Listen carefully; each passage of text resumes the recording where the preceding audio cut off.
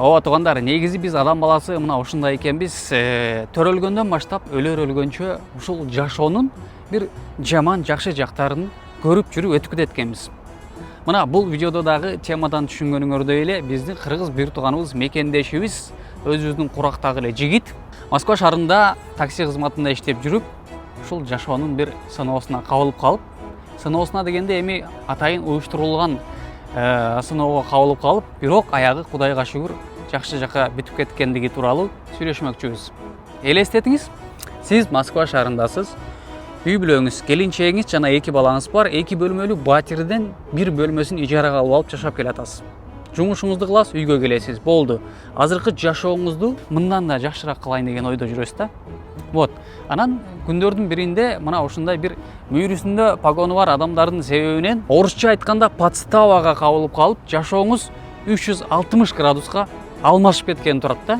Өтө жаман. Эч кимге каалабайбыз.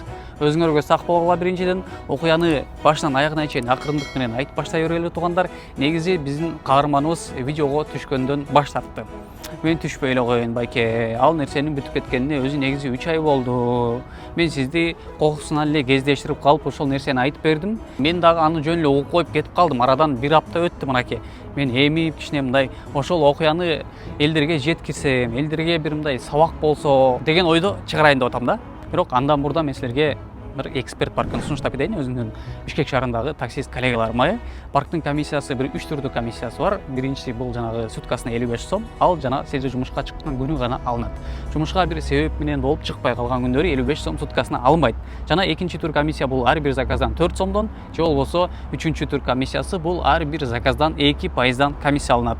Акча чечип алуу жагынан эч кандай маселе болбойт. 24/7 диспетчердик колдоосу бар. Жана кошулуу дагы эң оңой. Ошол видеонун описаниясында кирсеңиздер, ссылка бар, шилтеме. Ошол шилтеме аркылуу өтсөңүздөр, Telegram ботко ыргытат, ошол жактан эле жазасыңар, бардыгы поэтапна түшүндүрүлөт. Анан же болбосо ушул визиткада көрүнгөн телефон номурга байланышка чыксаңар, адистер силерге бардык маалыматты берип, жана паркка оңой эле кош коюшат.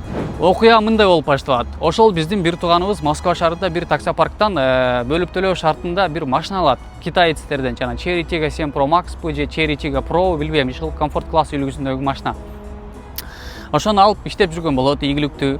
Анан күндөрдүн биринде түнкү саат 11-лери болуп калганбы билбейм, бирок караңгы болчу дейт. Ленинградкадан могу МКАДка жакын жактардан заказ түшкөн. Баргам ал заказга, пассажир кадимкидей эле отурду, саламдаштык. Эми карасам, жүрө турган маршрутубуз бир ашып кетсе 1 километрлик эле жол экен дейт. Мындай 5-6 мүнөттө эле басып айдап өтө турган жол экен. Бул бирок арадан бир 300-400 метр жүргөндөн кийин эле мен ушул жерде эле түшүп калайын, бул жерде жумушум бар, жумушума кирем. Сен дальше кете бер деп коюптур. Анан хорошо, макул деп туруп, аны түшүрүптүр дагы. Кетиптир. Артка кайрылайын десе жол жок. Бир тараптуу жол экен да. Анан ошо бир тараптуу жол менен алдыга кете бериптир. Алдыда болсо эмне? Алдыда баягы эле мүйрүсүндө погону бар жол кызматкерлери ассаламу алейкум деп тосуп көрсө, жанагы артта отурган жигит наркотикалык зат таштап коюптур машинасына. Анан тигилер тоскондон кийин салам алейкум, документ, регистрация, путевой лист бардыгын текшерип атыптыр. Анан кийин машинасыны текшерүүгө түшүптүр. Машинасын текшерүүгө түшкөндө жанагы нерсе табылып калат дагы. Опа, салам алейкум. Приехали, келдик дейт. Өтө чоң нарушение кылдың, могу нерсе менен сен кармалдың, момча жылга кетесиң, тиги бу деп психологически ошол мекендешибизди уже кысып баштайт. Кысып баштагандан бул эмне кылышын билбей, эми эптеп бир нерсе кылайын, сүйлөшөйүн. Бул меники эмес десе да укпайт экен. Макул, мен силерге кичине тыйын берейин. Бул окуяны унутуп калалы, мени кое берип койгула. Мен 2 балам бар, келинчегим бар, үй бүлөм бар, жашоомду эптеп эле алып кетип аткан адаммын десе, канча бересиң? Ушунча бересиң. 50 000 рубльга сүйлөшүптүр. Ары бери ото 50 000 рубльга сүйлөшүптүр. Документтери, паспорт, праваларың бизде болсун. Момна жерде банкомат бар, ошол банкоматтан барып акчаны чечип кел дептир. Макул деп туруп, бул бир тууганыбыз барып акчаны чечип келет. Эми баягы окуяда чын айтканда титрейсиң, калтырайсың. Эптеп эле ушул окуя бүтүп кетсе, акча табылат, макул, берейин да кутулайын дагы, жөн тиричилигимди кылайын деген ойдо эптеп кетесиң. Банкоматка барасың, акчаны чечесиң. Акчаны чечип келип, анан тигилер айтыптыр, машинанын арт жагына отур дагы, жанагы отургучтун арт жагында мындай чөнтөкчө болот, ошол чөнтөкчөгө салып кой дептир. Отуруп, акчаны салганда эле эшиктен уже ошол эле кызматкерлер, сотрудниктер баса калыптыр. Түшүрүп эле артына кайрып, колун кайрып, наручникти тагып, буга эч нерсе деп айттырбай, айтайын десе дагы бир эки мындай күч жумшап, буну ошол жерден эле кармаптырлар. Кызматкерге акча сунуштаган үчүн, взятка үчүн ошол жерде кармашыптыр. Процедурадан баардыгын жүргүзөт дагы, буну отделениеге алып кетет. Отделениедан анан бул 1 сутка жатат. 1 сутка жатканда буга ошол кызматкерлер тараптан адамдар кирип, могу нерсенин баардыгын унутабыз, жок кылабыз, сен багы Украина менен Россиянын ортосунда болуп аткан эмеге, согушка, СВОго барып 6 ай кызмат кылып келишиң керек. Контракт түзөбүз, сага акча берилет, Орусиянын жарандыгын аласың, 6 ай эме жүрүп келсең болду, бактылуу өмүр сүрөсүң деп 1 сутканын ичинде 3 же 4 жолу кирди дейт магачы. Ага макул болбосоң, бул статьяң менен 8 жылдан канча жылга чейин кесилип кетесиң деп мындай бир коркутушат экен, үркүтүшөт экен, сунуш киргизишет экен ушундай.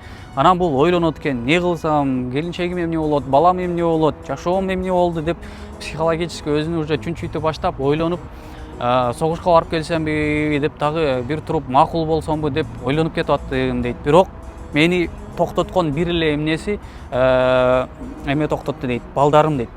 Мен жок, мен жака кетсем макул, контрактка кол коюп жака кетсем балдарым эмне болот, үй бүлөм эмне болот деп ошону ойлоп тургандан кийин эсиме келдим дагы жок дедим. Канча жолу кирип айтса дагы, сунуштаса дагы мен жок дедим дагы.